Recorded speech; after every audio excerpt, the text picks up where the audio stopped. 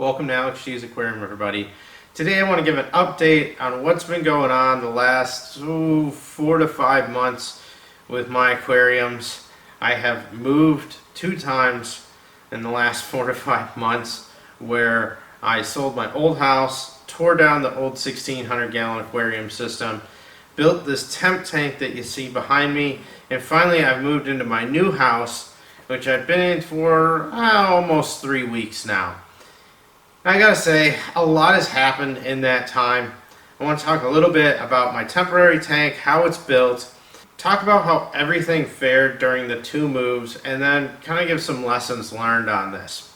To start off, when I had to move, I knew that I wasn't going to be able to take everything with me, and therefore I decided a temporary tank to hold some of my fish and corals that I really wanted to keep was the best solution. The tank that's sitting behind me has got to be one of the ugliest tanks that I have ever built, or for that matter, ever seen. And perhaps this tank could win the ugliest tank contest award if there was such a thing. In either case, this tank was all about utility. I needed something that could hold my fish and corals for a few months. At the same time, it needed to be portable, easy to build, and something that I could move on my own potentially. So I came up with this design, which consists of 2x4 construction along with a plywood skin. It's got a mix of 1/2 inch and 3/4 inch plywood on the inside of it, which I salvaged off of the old 1,600 gallon aquarium system while I was tearing it down. I did buy a new 2x4s for it because I just didn't have any laying around and really couldn't cut all those out of the old system because some of them I was going to keep. The tank goes together really quick. When I built it, I started off in my garage. I got the whole thing built rather quickly and I made it into 3 modular sections. Now this tank is about 7 feet long, 3 feet wide, and a little over 3 feet tall. So it holds about 150 gallons of water in total. Now to hold that water in place, I laid down a piece of 6 mil plastic, some pond felt liner, and then a 45 millimeter thick EDPM liner for ponds. It's a Firestone brand pond liner. I've never worked with pond liners before, and I literally just threw it in here, cut off the excess, and was done with it. It sat in my garage for a couple of weeks being tested. Once it held water, I went ahead and I disassembled this temporary tank so that I could set it up at my townhouse when the time was right. I made sure when I disassembled it that I labeled all the different pieces of plywood, all of the 2x4s and corners and sides, so that you might have an L1 or R1 or L2, R2 on them. And I made sure I labeled all the corresponding parts of the tank around them. It took a little bit of time to do that during disassembly after a field test, but when I had to reassemble the tank at the townhouse, I was able to get this tank from being a bunch of parts transported to having some water in it within 30 minutes, which is pretty quick build for a tank this size. All I wanted to do in it was get some water flow and heat and ultimately a protein skimmer on it. When I had to set this tank up initially, I was tearing down the 480 gallon tank at the same time. So I moved in all the fish and corals in one day. I got the heat, the water flow, and the skimmer running. I did not have lights on the tank for a day just because there was so much going on. I knew the corals could make it for a day, day and a half without lights, so it really wasn't a concern. And I repurposed my light rack from the 480 gallon tank and just hung it up there with some zip ties. The lights are being controlled by the Apex, which is really the sole purpose of the Apex at this point, is to just act as a light controller. It doesn't do anything else. I don't have temp probes on it, don't have it controlling anything. It just runs the lights at this point. But from my perspective, that worked out perfectly. So how did everything fare while I was in my temporary home? Well, good and bad things happen, of course. In the first month, I had lost a couple of fish, and I kind of anticipated this might happen. I was very concerned about my SPS corals, as I did take a fair amount of them, but I really didn't know how they would work out with this temp move, and it was a little experimental. About a month in, I started doing some small water changes and lost all my SPS corals, unfortunately. And after the fact, I learned that the fresh salt water I was making had really high alkalinity, which spiked my alkalinity from about 8 to 12 after a couple of water changes. So that was probably the main trigger for losing those SPS. On top of that, having a lot of soft corals and LPS corals in here too, I know there had to be a lot of chemical warfare going on. And unfortunately, just with this size tank and the water volume, I wouldn't be very effective at controlling some of the chemical warfare that was going on unless I did a lot of mass water changes. Unfortunately, those SPS died. So that was one of the first big loss that I suffered while I was running the tank. And about 2.5 months in, almost 3 months in, I thought, I'm getting down to the wire, things have been going good, all the fish are doing well. Well, that's when I had one of my tanks start to look lethargic one day, the next day it was dead, and in the following week and a half, the majority of my fish, the tangs, one angel I kept, unfortunately my cardinals, mandarins, and my porcupine puffer all died. I now have 6 fish left, 2 clownfish, Spanish hog, cleaner wrasse, flame hawk, and then a yellow watchman goby, which I didn't even know was still alive until I tore this tank down to move to the new house. Unfortunately, that happened, and I did more water changes when I lost those fish. Unfortunately, though, that also spiked the alkalinity, stressed out more corals, and even though I really didn't want to, I went ahead and changed the salt brand and started using Tropic Marin. It mixed up to a much more reasonable alkalinity, around 8, and I was able to just start doing small water changes with that to gradually lower the alkalinity down. Some of the LPS corals, my sea anemones, some of the softies really were not appreciating that high alk.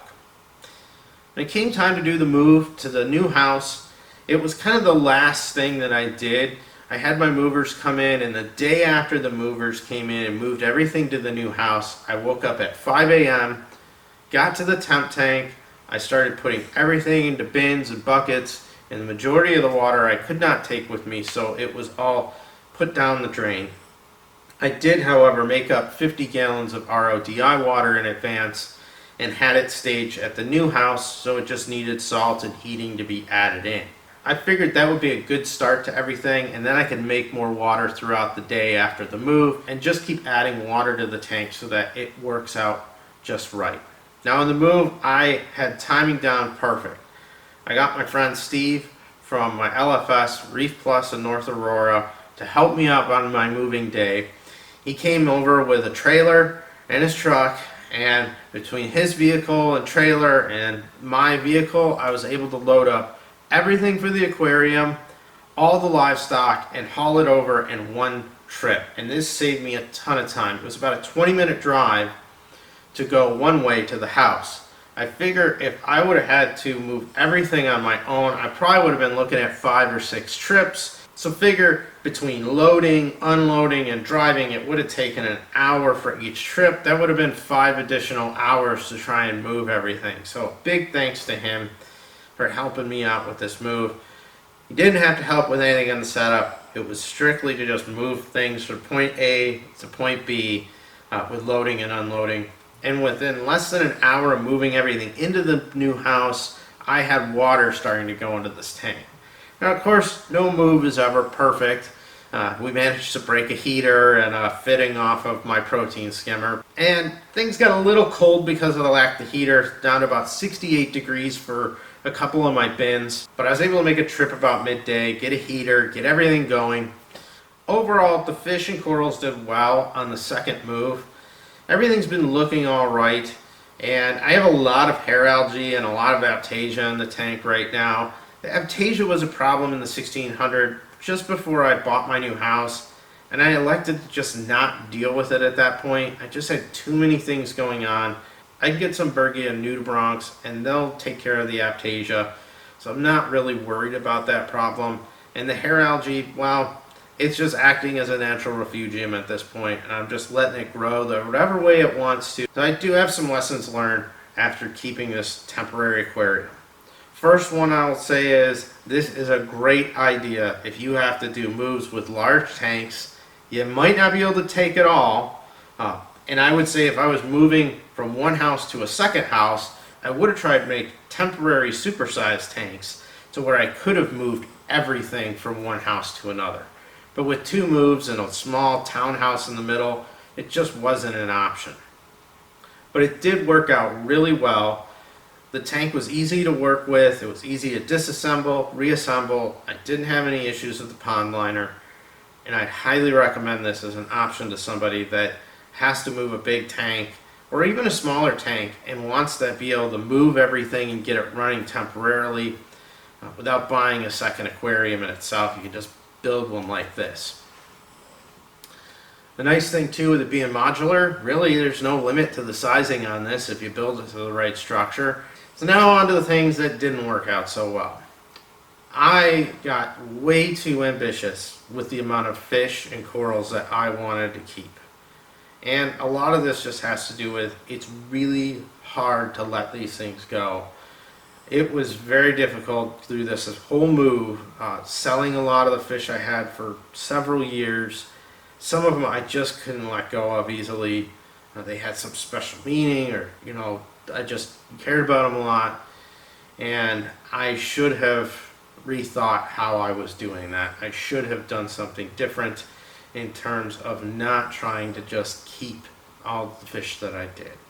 So next time if I have to move, I'll likely try to temporary home or rehome some stuff, or just sell it and get something new later on down the road.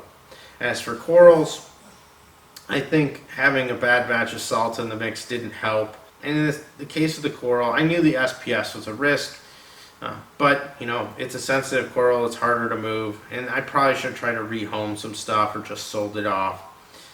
But those are kind of the 2 big lessons learned. I also did try to put dividers in the tank originally. I was going to put my Annularis angel and the puffer in one section of the tank so that they couldn't munch on LPS corals or anything, but the dividers really weren't fitted well, and I didn't want to risk damaging the pond liner, so the fish had free roam of everything. And with taking some macroalgaes to try and preserve some species I had and have a little mini refugium, that also kind of failed because the tanks were able to get to the refugium compartment and ate most of it. Now on to the new house. That is going to be my next video, where I'm going to talk about new fish room and new displays. As always, if you have questions or comments, please leave them down below. Thanks again for watching, everybody, and I'll see you on the next video.